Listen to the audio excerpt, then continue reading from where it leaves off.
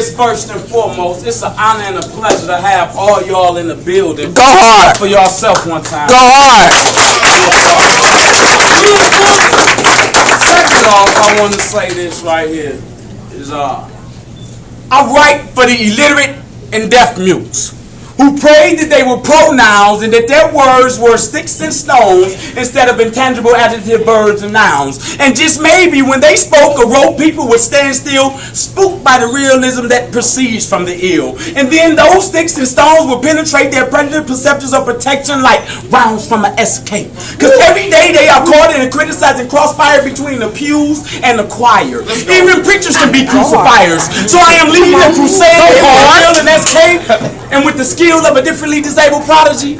I am proving that being in the norm is exactly where you should try not to be. See, the unspecialized education provided to the norms tend to produce educated fools or dropouts that's too cool for school. So in order to increase their value, they figured in all presence, the highly skilled, aka the challenge, they'll be more accepted. Hoping that their artificial intelligence make us feel defeated and we reject common sense. Like, just because you talking loud don't mean you talking about shit. So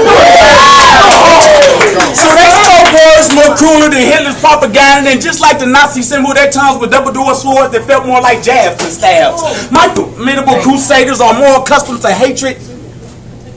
So instead of ridicule for ridicule, we laughed at their ass backwardness. Asking like, if we so fucked up, why are we the centers of their focus? Let's go, man. See, I was hearing the ill-equipped with AK's body language and reading their pain when I wrote this. I write for the prisoners of Oz, who may never touch back down to the yellow bricks, and the one drawing graffitis on their calendars trying to keep their act in order before they see the whiz. So they bite, they grind their teeth through their tongue, trying not to get an insolence. See, I write for the outspoken that has been silenced by sadness from the sight they behold. Now I'm older, they still no longer able to aid the same fury behind their words.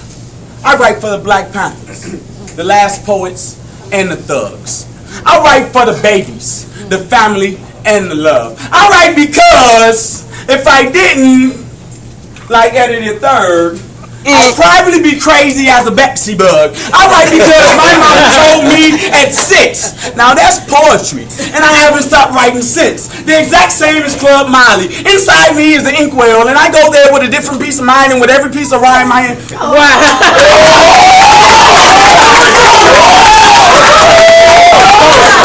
Do that shit! Woo! I write because my mommy told me at age 6. Now that's poetry, and I haven't stopped writing since. The exact same as Club Molly. Inside me is the inkwell, and I go there with a different piece of mind and grow with every piece of rhyme. I am having a greenhouse effect. You should see my silhouette. My original poetry is designed to turn open mic sex into a party and a group, a community and the truth. See, what you don't know is that before 2009, MrBrimestone ripped the stages as the fugitive, an escaped slave on the loose. I write for freedom, to free the dumb from their deception, to give the blind vision, to rid you of ignorance and fill you with truth. I write because it's my life sentence. So I am grafting my rose until my death. Y'all with me? So I am grafting my rose until my death. No pardons, just a pair of pens. Go hard! In my Long John, black ass coffee, just one long green mile of ink for my sentence to rerun on. Mental exercise, see, more like I am jogging from my brainstorm to find shelter. No place to hide. One fate, right. By consequence, I recite. Practically sacrificing my life for your sins.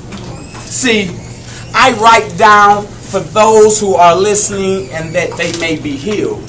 And for those who desire to secretly reach out, remember, I write down to the hymn. I'm Brimstone.